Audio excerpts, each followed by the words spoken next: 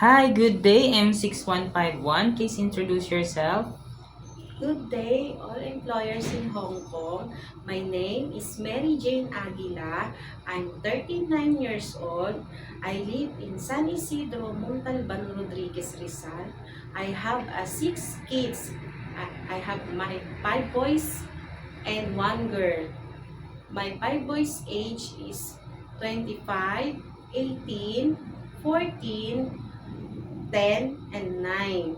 And my one girl, she's 20 years old. I have a live-in partner but I'm not a married. I have work experience. Okay, your work experience? Uh, I am first timer to work abroad but I'm willing to learn. I have 2 years work experience in Philippines. Four members in family, two adults, and one baby, 4 months old, and 2 years old baby girl. Other household chores that you do? Yes, sir.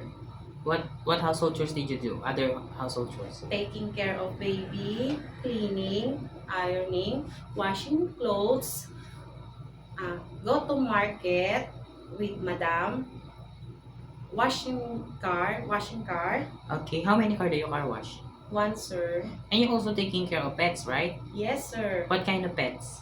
Dog and cats. How many dogs? One dog, two cats. Okay, so you have an experience taking care of a newborn baby, so you know how to prepare a meal for a newborn, Yes, right? sir. Okay, if the baby is crying, what will you do? Check the temperature, feed the baby, and check the diaper. Okay, and if the baby doesn't stop to cry after you did all of your best, what will you do?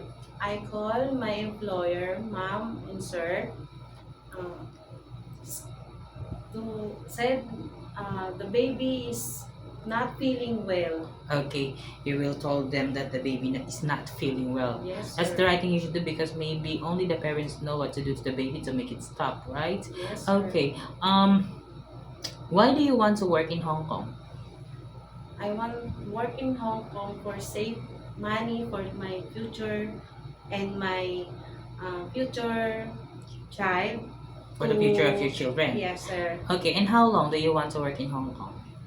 2 years finish contract and um, 8 years continue my contract. So it is okay to you to extend your contract if Yes, your sir. employer wants you to extend. Yes, sir.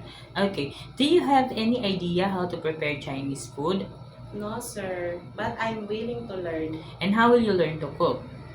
YouTube and buy cooking book. Okay.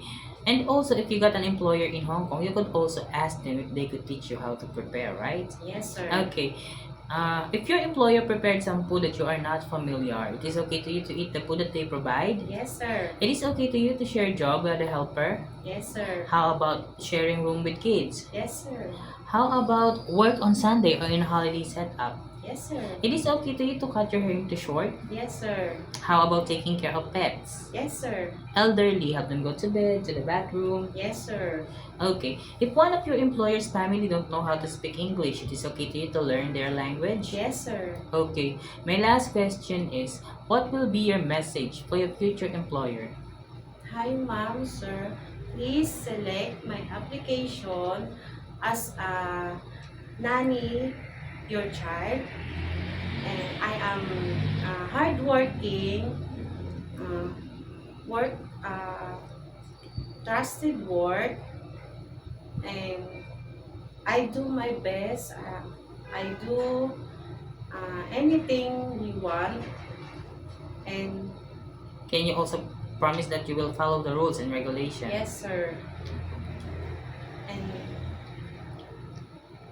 thank you for select me, ma'am, sir.